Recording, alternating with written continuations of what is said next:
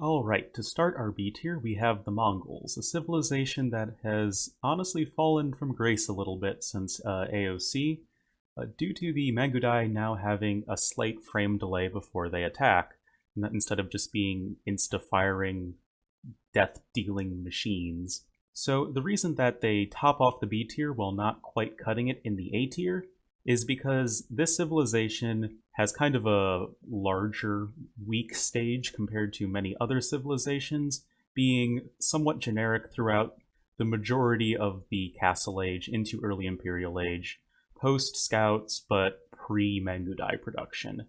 However, both in the early feudal age and in the post imperial age, this civ is undeniably still a beast. So that is why I have it topping out my B tier.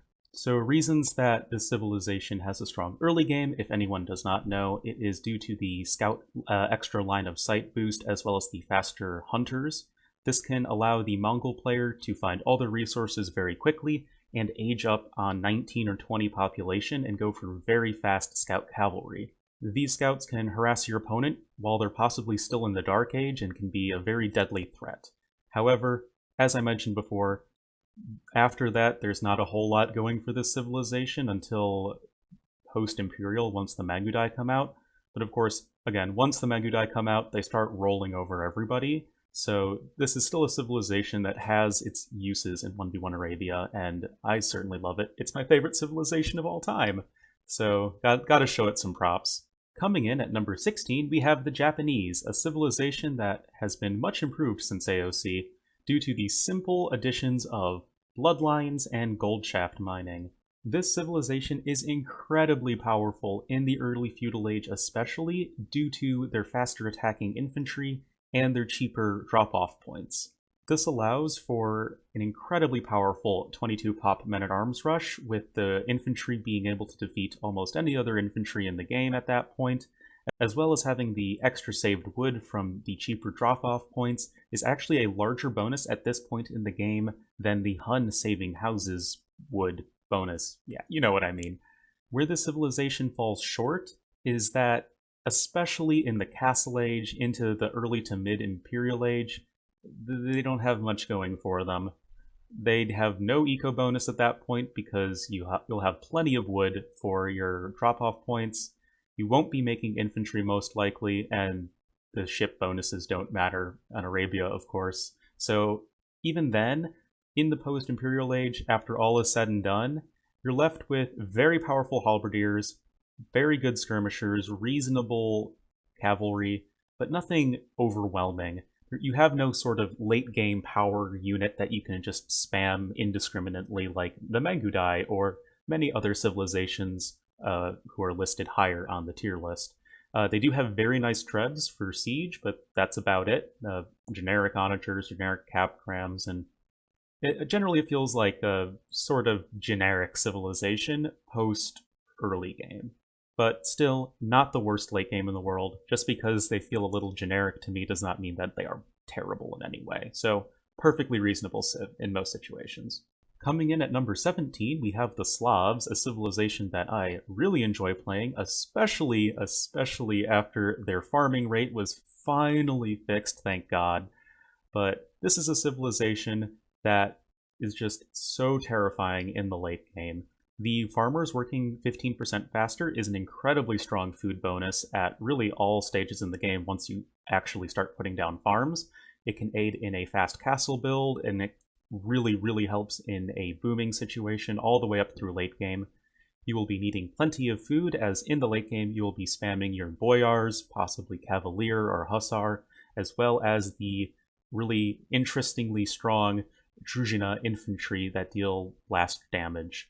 The Druzhina tech is one of the things that makes this civilization sort of unique, in that even their lowly halberdiers will do blast damage, similar to a bombard cannon's blast radius, though of course with much less attack. And like the cataphract, I believe it is 5 damage in an area around the unit that's attacking. So works with both champions and halberdiers. That, combined with the cheaper siege, makes this civilization very deadly in the late game. In the early to mid game, the civilization is reasonable because the farming bonus does help a bit, and they have knights with bloodlines, And if you can get a castle down, the boyars are very hard to stop with your opponent's knights or even pikemen or anything. Also, solid monks with the orthodoxy tech making them just a bit more resilient. However, the civ does fall short in that its archers are truly awful. If not for the Burmese, I would say that this civilization has the worst archers, and even then, they don't have bracers, so they might actually still be worse than the Burmese.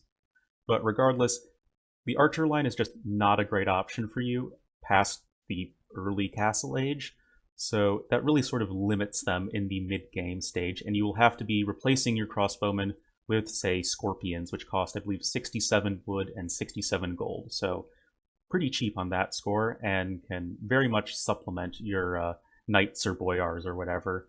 Also, in the early Imperial Age, before you can get that expensive Druzhina tech, or you're making that transition to infantry in general, you can feel a little bit awkward, but it's not that bad, and still, the civilization is a solid 1v1 Arabia civilization that you cannot be too unhappy for randoming, and like most of the B-tier civilizations, they just feel fine. They are a fine civilization.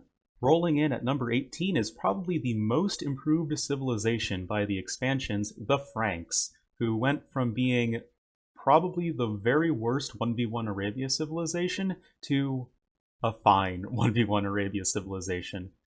In the early game, their scout cavalry has 54 hit points as opposed to the normal 45, so they actually easily win any 1v1 scout fights, and this includes versus the Eagle Warriors, which scout cavalry normally lose to in the Dark Age. Also, this combined with the faster working foragers gives you a very powerful scout rush, as you can churn out tons of early game scout cavalry with your extra food, and those scout cavalry will also have the extra HP on your opponent's scout cavalry or anything else they make. It does allow them to take one more hit to die from spearmen, which is an important distinction in the feudal age. However, once Bloodlines comes in, your scout cavalry become below average, so to say, as 54 HP definitely pales in comparison to the 65 HP. And these seemingly small numbers can make a pretty significant difference in these sort of late feudal age engagements. In the Castle Age, they have a reasonable boom with their farm upgrades being free, and of course, Frankish Knights, everyone knows them. With Chivalry, if you can get that out, they'll pump out really quickly. And again, Frank Knights, very strong once you can get to them. However, they are still a bit one-dimensional, as their archers are pretty terrible, and their siege is not that exciting. However, thanks to some buffs to the throwing axemen and the addition of the squire's tech to this civilization, they have pretty strong infantry, all things considered, with the throwing axemen sort of filling a hybrid role between a champion and a hand cannoneer, and fully upgraded champions and halberdiers should you need them. So, again, I'll be saying this a lot for this tier, it's just a solid civilization that has its strong points and it has its weak points, but not a civilization you can be too unhappy about landing if you're playing random. Tilbardiga, or however you say it. Coming in at number 19, we have the Vikings, a civilization that is still probably improved from its situation in 1v1 Arabia compared to AOC. Despite other civilizations surpassing them on water maps, this civilization is certainly improved by the buffs to the Berserker unit. In addition to their buffed Berserk units, the Chieftain's tech really helps their pikemen feel more comparable to other civilizations' halberdiers, because the lack of halberdier for the Vikings, even with their extra HP, their pikemen just weren't that great against cavalry, but with this new technology, much, much more solid. Of course, the warship bonuses and dock bonuses are pretty negligible, entirely negligible, on 1v1 Arabia, but the thing that sort of makes this civilization relevant in a 1v1 setting is the free wheelbarrow and handcart upgrades.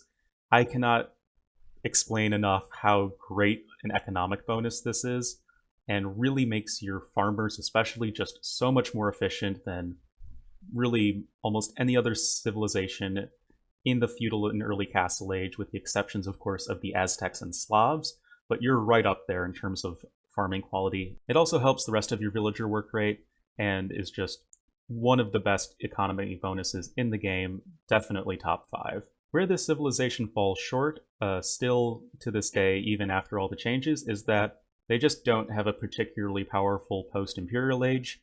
The siege rams with siege engineers are nice, the fully upgraded arbalests and skirmishers are nice, the berserks are now a much more viable unit in most settings. Still, they don't have the most powerful late-game army, and without any real powerful siege or sort of heavy power gold cost unit, you can certainly find yourself overwhelmed by, say, Mangudai or Slavic infantry, or other units that are just a lot more population efficient in the late game. Regardless, this civilization has way too strong of an eco bonus to pass up, and the extra HP infantry also helps in the feudal age with your men-at-arms or spearmen against any sort of unit, and like all the other B-tier civilizations, this is not a civilization you will feel terrible about if you random.